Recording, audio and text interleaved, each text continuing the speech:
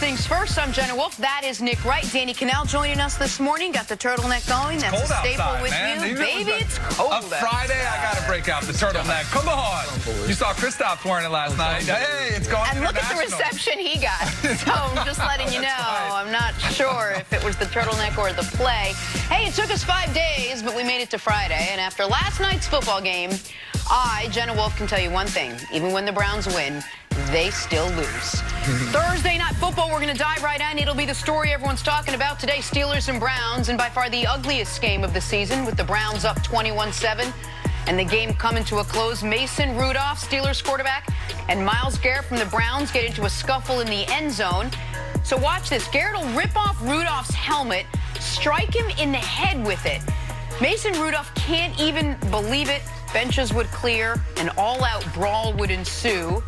So Garrett and two others would be ejected.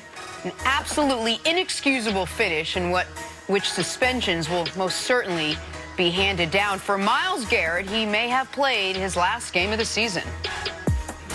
Now, what I did was foolish, and I shouldn't have allowed myself to slip like that.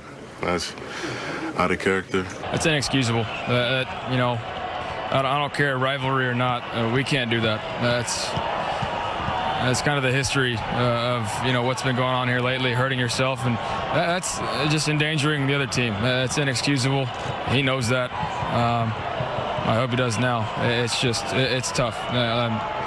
We'll see. Mason Rudolph, a friend of yours, Myles Garrett, a teammate of yours. What were you saying to your teammates over there to kind of calm everybody down? I don't think there's anything in that moment that I can really say to calm him down. You know what? The reality is he's going to get suspended. We don't know how long, and that hurts our team. And we can't do that. We can't continue to hurt this team. It's inexcusable. Do you feel you played the final game of the season tonight? No clue. All right, so Myles Garrett called it foolish. I would say it's something on the other end of the spectrum, the behavior you saw there, and I'm sure there was an element, some will say, well, being in the moment, that still makes no excuse for what actually happened. How long do you think, Nick, should Myles Garrett be suspended for? Listen, I think Baker understood the gravity of it far better than Myles Garrett did. He'll be suspended the rest of the year. I'd be shocked if it's shorter. I would be not shocked, but quite surprised if it goes longer than that. I think next season? Yeah, I think 6 games is, well, yeah, I mean, I think it'll be a regular season suspension. I think it'll be 6 games. I don't think the Browns are going to make the playoffs at this point, so I don't think they're going to have to worry about that part of it. This is the ugliest example of on-field violence since Albert Haynesworth stomped on Andre Gerard's face. Now, he got 5 games, but that was also 10 years ago. And I feel like if Haynesworth had done that in 2019, he would have gotten 8 games, 12 games, maybe a full season. To me, this wasn't quite as bad as that, but a lot of that is just good fortune for Myles Garrett, and obviously good fortune for Mason Rudolph because he's the victim here. But the reason that I think it's going to be 6 games and no worse is because Mason Rudolph is okay.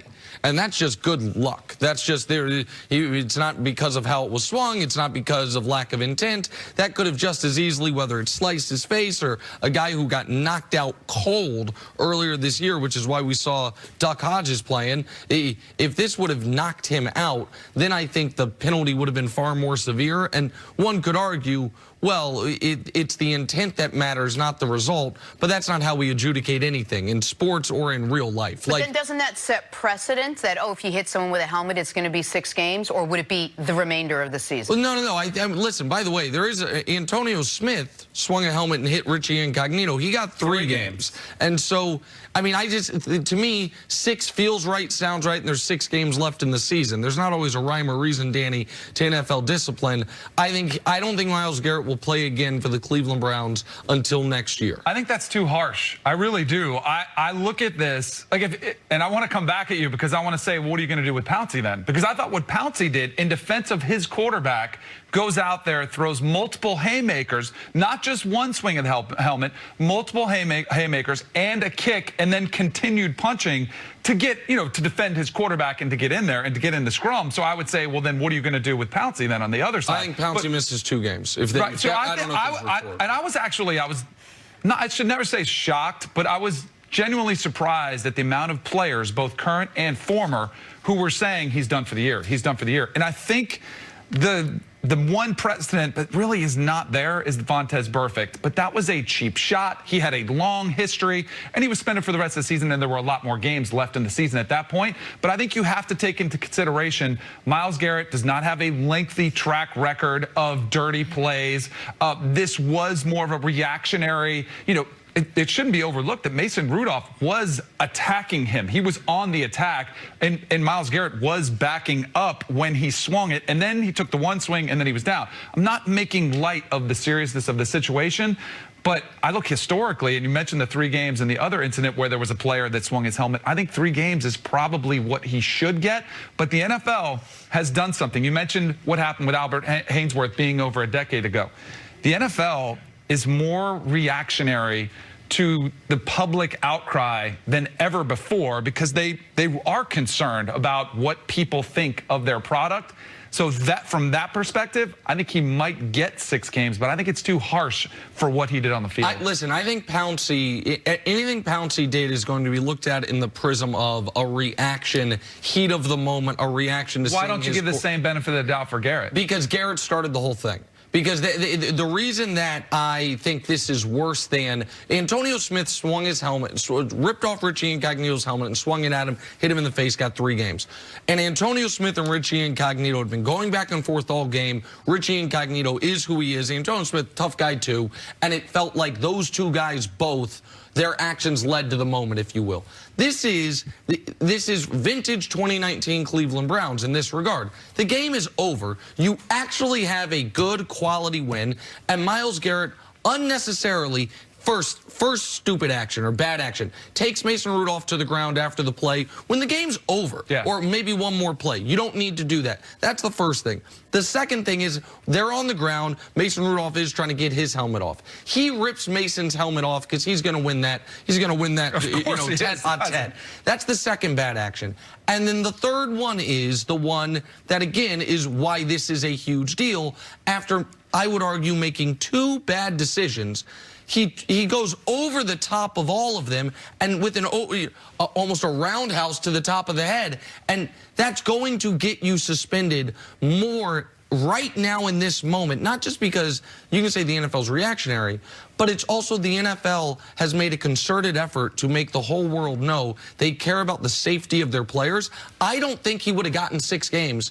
By the way, and he hasn't gotten it. It's just if he swung it sideways and hit him in the ribs. I think it's the fact that you hit the dude in the head with the item that's supposed to protect his head. I think in an era of concussions and player safety, that's going to play terribly in the league office, and I think it probably should. In all of this, thankfully, thank goodness for football, for the NFL, for everybody, the worst case didn't happen because we can't even overlook the fact that Mason Rudolph, the concussion that he did suffer not that long ago, was one of the most painful looking, scary moments that we've seen in the NFL in some time. So thankfully they avoided that. But I do agree with you. That's one thing where I think 3 games would be appropriate, but I'm kind of leaning towards, all right, the masses are crying for 6 games. The seriousness that the NFL wants to portray them, hey, going out there and putting a priority on player safety, setting a tone, this cannot happen. Which is why I think the NFL overcompensates, which is why I think the NFL says,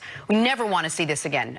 Fights are going to happen, scuffles are going to happen. Never want to see a player take a helmet off and swing. Anything could have happened. We're very lucky it didn't. Regardless of how healthy Mason Rudolph is this morning, I think we go above and beyond. I think it's all this year and maybe even bleeding into next year in some way to set some semblance of precedence. This is never going to be tolerated in the NFL. I just think they overcompensate a little bit rather than maybe undercompensate because of either fan reaction or because Mason Rudolph is okay today. I've seen this happen a lot in practice before. When you see in training camp, there's always scrums and it's teammates going against each other. And typically when there is a helmet that is used as a weapon, that's the minute everybody jumps in and breaks it up. Yeah, because by the way, this happens at practice. All the time. Maybe not the quarterback getting bonked on the head, but the helmet being used as a weapon, we see in practice fights and sometimes those inter-team scrimmages in training camp, you don't see it in the game. What do you think, Nick, about what Baker had to say, calling this absolutely inexcusable just minutes after it happened? I find this is very interesting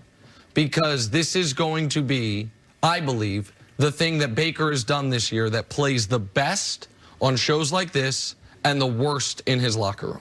I think a lot of the things Baker has done this year that on shows like this we criticize, complaining about the refs, for example, talking to the fans, I think that plays fine in the locker room. I think a lot of those guys agree with him. Man, the refs are out to get us. And, man, it is too loud. And we kill him for it. He is going to be Baker finally showed maturity. Right. Baker called out a teammate in the heat of the moment. And, by the way, all that's true. I think in the locker room, I don't think he plays that well. I think in the locker room, I don't think he's killed for it. But I think that Myles Garrett clearly did not understand the gravity of the situation. Baker, in the moment, is saying it's inexcusable, it overshadows the win, it's awful, it's dangerous, all these things. And so I do wonder, and you can speak to this better than I can, Danny, if in that locker room there's going to be some guy saying, hey, Baker, you didn't have to say anything, man. I was on the sideline. I didn't see exactly what happened. I know it got ugly. I hope everyone's okay. We got the win. We're moving forward. So I think Baker's going to be applauded for it by members of the press. Just not by members of his team. Not by members of his team. I think if it wasn't so, unanimously criticized, that I think his teammates will give him a pass. I think they'll understand the gravity of the situation, what it means for the sport in general, the magnitude of the situation. I think they'll give him a pass on this one. This is the story we're all talking about today. We will discuss this much more over the course of the next couple hours.